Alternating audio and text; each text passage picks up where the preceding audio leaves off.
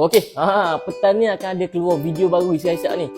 Survival challenge. Oh, saya join tu. Wakil Terengganu ada. Mana orang-orang Terengganu? Mana nak tengok tu? Boleh tengok petang ni, okey. Sambil-sambil tu nak tengok. Takkan nak tengok saja kan? Jadi kena tengok sambil makan lah. Ni, sambil makan roti kamak. Kalau untuk petang ni tak down. Untuk episod lain pula. Kini beli makan untuk tengok episod lain ni. Kalau untuk orang Terengganu tu boleh DM saya. Orang nak beli tu boleh DM, tak pun boleh je tekan bit kuning. Kalau orang jauh pun, dua Terengganu boleh tekan bit kuning. Saya akan letak bawah ni. Orang Terengganu hok mana hok dekat ke, dekat kampung saya ke, belah kampung saya ke, dua belah kampung saya ke, boleh DM je dia. DM saya reply, saya di depan pintu, okey. Jadi jom nak tengok ni cara goreng. Okey, jom. Okey, dalam sepek ni ada 10. Ni kamak memang sedap mak saya buat diri.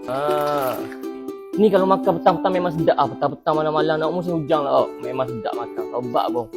Nak kabur rasa ganda tu tak tahulah. Kena terang lah. Kena terang memang sedap lah. Ramai dah terang ni. Tak cerita tengok feedback dekat hak mana nak beli tu boleh tekan bit kuning tengok ni.